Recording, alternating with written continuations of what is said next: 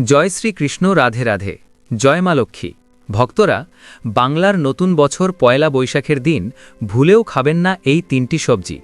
পয়লা বৈশাখের দিন কিছু খাবার খাওয়া যেমন জীবনের পক্ষে ভালো বলে বিবেচিত হয়, তেমনি কিছু খাবার একদমই খাওয়া উচিত নয়। বিশেষ করে এই দিন ভুলেও খাবেন না এই তিনটি সবজি। নানান রোগব্যাধি, চরম আর্থিক কষ্ট এবং সংসারে অশান্তি ও দুর্ভাগ্য আসবেই। কারণ যদি এই দিনে অজান্তেও এই সবজিগুলো খেয়ে ফেলেন, তবে মা লক্ষ্মী ও শ্রীহরি বিষ্ণু আপনার ওপর চিরতরে অসন্তুষ্ট হয়ে যেতে পারেন। ফলে ঘরে নেমে আসতে পারে দারিদ্র্য ও অভাব, পুরো পরিবার কষ্টে পড়তে পারে। হ্যাঁ বন্ধুরা, পূজ্য গুরুজি সদ্যতার বিষ্ণু সহস্রনাম কথাই জানিয়েছেন যে পয়লা বৈশাখের দিনে নারী ও পুরুষ কেউই যেন এই তিনটি সবজি না খান। কিন্তু বন্ধুরা, এই দিন একটু হলেও খান এই একটি খাবার। লক্ষ্মীনারায়ণের আশীর্বাদে সারা বছর ঘরে অর্থ আসবে। শাস্ত্র অনুসারে পয়লা বৈশাখের দিনে এমন কিছু জিনিস আছে যা খেলে জন্ম জন্মান্তরের দারিদ্র্য চিরতরে দূর হয়ে যায়। শ্রী বিষ্ণুর কৃপায় আপনার ঘরে এত ধন সম্পদ আসবে যে সামলানো কঠিন হয়ে যাবে। আগামী 7 পুরুষ বসে খাবে। প্রজন্মের পর প্রজন্ম ঐশ্বর্যের ওপর রাজত্ব করবে। কোনোদিন অর্থের অভাব হবে না। আপনার ঘরে যদি কোনো দোষ থাকে, পিতৃদোষ, রাহুদোষ, কাল সর্পদোষ, সব চিরতরে দূর হয়ে যাবে। দেখুন ভক্তরা, আমাদের কাজ শুধু সঠিক পরামর্শ দেওয়া। মানবেন কিনা সেটা আপনার ইচ্ছা, কিন্তু আমি বলবো যদি মেনে নেন তাহলে আপনার জীবন পার হয়ে যাবে। বন্ধুরা, পয়লা বৈশাখ অত্যন্ত শুভ ও বিশেষ ফলদায়ক বলে মানা হয়। কারণ এই দিনে ব্রত ও পূজার পাশাপাশি সেই গোপন জিনিস খাওয়ার মাধ্যমে জীবনের সব সমস্যার সমাধান হয়। শাস্ত্রমতে এই দিনটি সাধারণ নয়। এই তিথিতে মা লক্ষ্মী ও শ্রী গণেশের সম্মিলিত কৃপা একসঙ্গে বর্ষিত হয়। পয়লা বৈশাখের দিনে একটি বিশেষ খাবার যদি আপনি ভক্তি সহকারে গ্রহণ করেন, তাহলে সারা বছরের অর্থকষ্ট দূর হয়, পরিবারে আসে শান্তি এবং শরীর ও মন দুটোই সুস্থ থাকে। কিন্তু সাবধান, এই পবিত্র দিনে 3টি নির্দিষ্ট সবজি ভুলেও খাবেন না। শাস্ত্রমতে এগুলি গ্রহণ করলে হঠাৎ অসুস্থতা, আর্থিক ক্ষতি, সংসারে অশান্তি, এমনকি দুর্ভাগ্য নেমে আসতে পারে। তাই আজকের ভিডিওটি খুবই গুরুত্বপূর্ণ হতে চলেছে। আমার সকল ভক্তদের কাছে হাতজোড় করে অনুরোধ, ভিডিওটি সম্পূর্ণ দেখবেন, মাঝপথে ছেড়ে যাবেন না। যদি ভিডিওটি মাঝপথে ছেড়ে চলে যান, তাহলে এর পূর্ণ ফল লাভ করতে পারবেন না। আর একটি কথা, ভিডিওটি অবশ্যই একটি লাইক করে দিন। আর আপনি যদি সত্যিই একজন মা লক্ষ্মীর ভক্ত হয়ে থাকেন, তাহলে কমেন্ট বক্সে ভক্তি ভরে লিখবেন, জয় মা লক্ষ্মীর জয়। পয়লা বৈশাখ, যা নববর্ষ নামেও পরিচিত, বাঙালিদের জন্য এটি নতুন বছরের সূচনা করে। পয়লা মানে প্রথম এবং বৈশাখ হল বাংলা পঞ্জিকার প্রথম মাস। সুতরাং পয়লা বৈশাখ বলতে বৈশাখ মাসের প্রথম দিন বা বাংলা পঞ্জিকার প্রথম মাসকে বোঝায়। বাঙালির জীবনে এটি একটি অত্যন্ত পবিত্র এবং আনন্দময় একটি দিন। এই শুভ দিনে সারা বছরের সুখ, শান্তি এবং আর্থিক উন্নতির জন্য বেশ কয়েকটি মঙ্গলজনক কাজ করতে পারলে আরও শুভ হতে পারে পয়লা বৈশাখ, অর্থাৎ বাংলার নববর্ষটি। বাংলার নতুন বছরের দিনটি আপনারা শুভ করতে চাইলে বাড়িতে অবশ্যই খাবেন এই একটি সবজি। এতে দেবী লক্ষ্মী এবং ভগবান বিষ্ণুর আশীর্বাদ বর্ষিত হবে আপনার পরিবারের ওপর। বিশেষ করে বাড়িতে সারা বছর সুখ, শান্তি, আর্থিক সমৃদ্ধি বজায় রাখার জন্য এই শুভ দিনে প্রাচীন শাস্ত্র এবং বাস্তু নিয়ম মতে বেশ কয়েকটি কাজ করা উচিত এই পয়লা বৈশাখের দিন। তা অবশ্যই মনোযোগ দিয়ে শুনবেন। পয়লা বৈশাখের দিন আপনারা কোন কোন সবজি খাওয়া থেকে এড়িয়ে চলবেন। বেশ কয়েকটি নিয়ম মেনে চললে অবশ্যই মাতা দেবী সম্পদ লক্ষ্মীর আশীর্বাদ পাওয়া যায় বলে বিশ্বাস রয়েছে। বিশেষ করে পয়লা বৈশাখের দিনটি বিশেষ গুরুত্বপূর্ণ। এই দিনে এমন কিছু জিনিস আছে যা খেলে বছর পর বছর ভালো সময় কাটে। ধনসম্পদে ভরে ওঠে গৃহ, শ্রী সম্পদে পরিপূর্ণ থাকতে পারেন আপনারা। এই শুভ দিনে, অর্থাৎ বৈশাখের প্রথম দিন, লক্ষ্মী গণেশের পুজো করা অত্যন্ত শুভ বলে মনে করা হয়। আজ আমরা জানব স্বয়ং ভগবান শ্রীকৃষ্ণ পয়লা বৈশাখ সম্পর্কে কি বলেছেন। এই দিনে কি করলে সৌভাগ্য বৃদ্ধি পায়, কোনো একটি খাবার খেলে মা লক্ষ্মীর কৃপার সারা বছর ঘরে অর্থ আসে, এবং সবচেয়ে গুরুত্বপূর্ণ এই দিনে কোন 3টি সবজি একেবারেই খাওয়া উচিত নয়, কারণ এগুলি অজান্তেই দুর্ভাগ্য ডেকে আনতে পারে। এই দিন কিছু নির্দিষ্ট খাবার বা সবজি খেলে জীবনে নেমে আসতে পারে হঠাৎ আর্থিক সংকট, পরিবারের সদস্যদের শরীরে লেগে থাকতে পারে একের পর এক অসুখ, আয় কমে যেতে পারে, আর সংসারে অজান্তেই শুরু হতে পারে দুর্ভাগ্যের ছায়া। আপনি এই দিনে উপবাস করুন বা না করুন, কিন্তু শাস্ত্র অনুযায়ী আহারের নিয়ম অবশ্যই মেনে চলবেন, কারণ পয়লা বৈশাখের দিন খাবারের সঙ্গে ভাগ্যের সরাসরি সম্পর্ক রয়েছে। এই নিয়ম মেনে চললে বাড়ি থেকে বাস্তুদোষ দূর হয়, নেতিবাচক শক্তি কেটে যায় এবং সারা বছর মা লক্ষ্মীর কৃপা বজায় থাকে। এই ভিডিওতে আমরা আরও জানব পয়লা বৈশাখের অত্যন্ত প্রাচীন ও শক্তিশালী 4টি উপায়, যেগুলি পালন করলে সংসারের সুখ শান্তি বাড়ে, আর্থিক উন্নতির পথ খুলে যায় এবং রোজগারের বাধা দূর হয়। পয়লা বৈশাখে যে সকল ভক্তরা শ্রী সম্পদের দেবী লক্ষ্মী এবং গণেশের পুজো করবেন, তাদের জন্য দিনটি অত্যন্ত শুভ হতে পারে। বিশেষ করে এই পয়লা বৈশাখের শুভ দিনে ভোরে ঘুম থেকে উঠে স্নান করে শুদ্ধ বস্ত্র পরিধান করুন। এরপর আপনারা ঠাকুরঘর পরিষ্কার করুন, কারণ যদি আপনার ঠাকুরঘর পরিষ্কার না থাকে তাহলে সেখানে কখনোই মা লক্ষ্মী বসবাস করে না। যে বাড়িতে নেতিবাচক শক্তি থাকে সেখানে কখনোই মা লক্ষ্মীর বাস হয় না। প্রতিদিন সকালে বাড়ির প্রতিটি কোণা পরিষ্কার রাখা অত্যন্ত জরুরি, নইলে আপনার বাড়িতে কখনোই মা লক্ষ্মীর আশীর্বাদ পাওয়া যাবে না। প্রথমত অবশ্যই মনে রাখবেন, সকালে বাড়ির জানলা দরজা খুলে দিতে হবে, যাতে সূর্যের আলো এবং বিশুদ্ধ বাতাস আপনার বাড়িতে প্রবেশ ঘটে।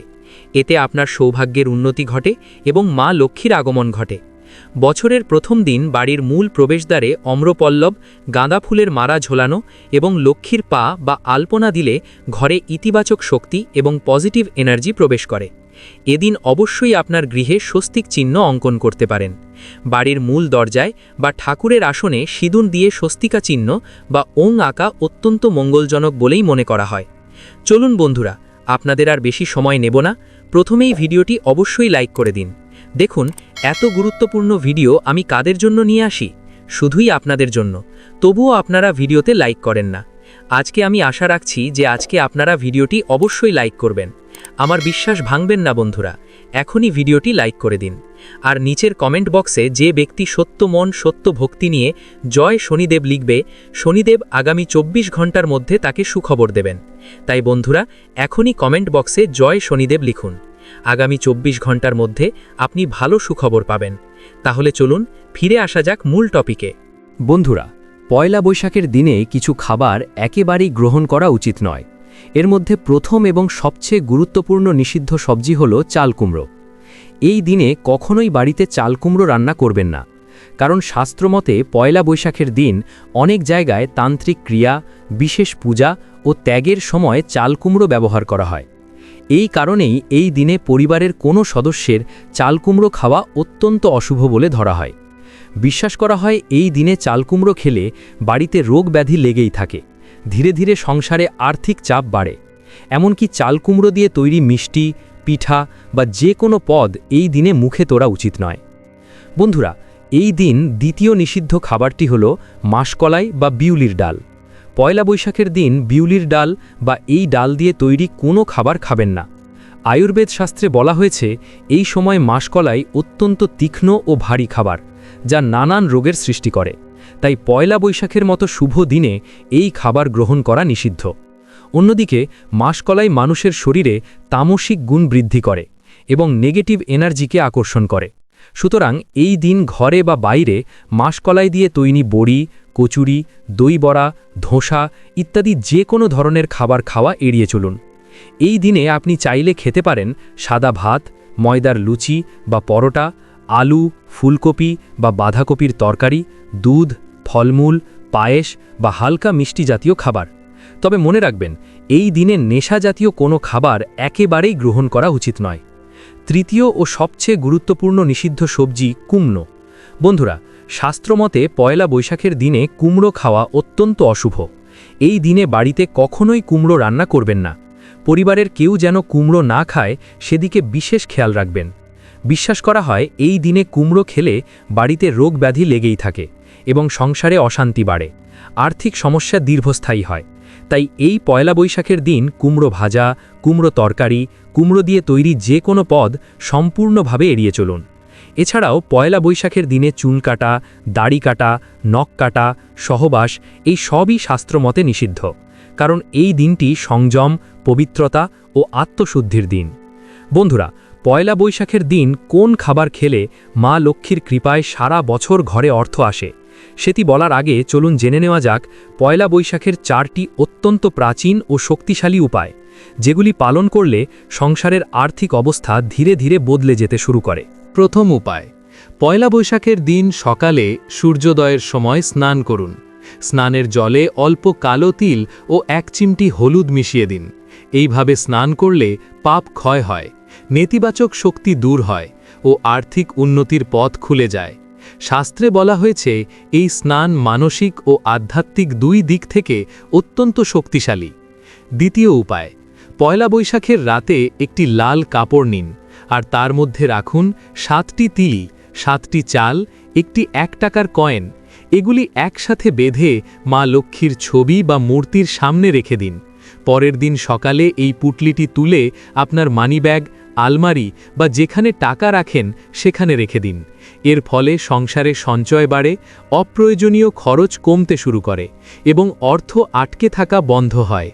তৃতীয় উপায়, পয়লা বৈশাখের দিন সন্ধ্যায় একটি মাটির প্রদীপ নিন। তাতে তিলের তেল বা সর্ষের তেল এবং মাত্র 3টি কালো তিল দিন। এবার প্রদীপটি জ্বালান বাড়ির পূজার ঘরে অথবা বাড়ির প্রধান দরজার কাছে। প্রদীপ জ্বালানোর সময় মনে মনে মা লক্ষ্মী ও ভগবান নারায়ণকে স্মরণ করুন। এতে করে সংসারের আর্থিক বাধা দূর হয়। এর ফলে ঘরে অর্থের স্থায়িত্ব আসে এবং অযথা টাকা বেরিয়ে যাওয়া বন্ধ হয়। ঘরে শান্তি ও সমৃদ্ধি বজায় থাকে। এবার আসি চতুর্থ ও অত্যন্ত গুরুত্বপূর্ণ উপায়। পয়লা বৈশাখের রাতে খোলা আকাশের নিচে তাকিয়ে 2 হাত জোড় করে প্রণাম করুন। মনে মনে শুধু এটুকুই প্রার্থনা করুন, হে মা লক্ষ্মী, আমার সংসারে স্থায়ী সমৃদ্ধি দিন। এই সহজ কাজটি করলে মা লক্ষ্মী অত্যন্ত সন্তুষ্ট হন এবং আপনার উপর মা লক্ষ্মীর কৃপা লাভ হয়। আর্থিক উন্নতির পথ ধীরে ধীরে খুলে যায়। এছাড়াও এই পবিত্র দিনে খিচুড়ি, ভাত বা মিষ্টি দান করা অত্যন্ত শুভ। অন্তত একজন দরিদ্র মানুষকে খাওয়াতে পারলে ঘরে কখনো অভাব থাকে না, এমনটাই শাস্ত্রে বলা হয়েছে। এবার সবচেয়ে গুরুত্বপূর্ণ বিষয়টি শুনুন, পয়লা বৈশাখের দিন কোন খাবারটি অবশ্যই খেতে হবে? বন্ধুরা, পয়লা বৈশাখের দিনে পরিবারের সবাই একটু হলেও খান নতুন মিষ্টি আলুর তরকারি। শাস্ত্র মতে এই দিনে নতুন মিষ্টি আলু খেলে শরীরে সাত্ত্বিক গুণ বৃদ্ধি পায়, নেগেটিভ এনার্জি দূরে সরে যায়, মা লক্ষ্মীর কৃপা আকর্ষিত হয়। তবে মনে রাখবেন, এই মিষ্টি আলু অবশ্যই নিরামিষ হতে হবে। প্রথমে মা লক্ষ্মী, ভগবান নারায়ণ ও ভগবান কৃষ্ণকে নিবেদন করতে হবে, তারপর পরিবারের সবাই গ্রহণ করবেন। এই একটি খাবারই সারা বছর অর্থ প্রবাহ বজায় রাখতে সাহায্য করে এবং পরিবারকে সুস্থ ও সুখী রাখে। প্রিয় বন্ধুরা, ভিডিওটি দেখে যদি ভালো লাগে এবং উপকৃত হয়ে থাকেন তাহলে অবশ্যই একটি লাইক করবেন এবং আমাদের চ্যানেলটি সাবস্ক্রাইব করে পাশে থাকা বেল বাটনটি অন করে রাখবেন। এতে আমরা নতুন ভিডিও বানানোর জন্য অনুপ্রেরণা পাই। আমার সকল ভক্তদের ওপর মা লক্ষ্মীর কৃপা বর্ষিত হোক। ধন্যবাদ।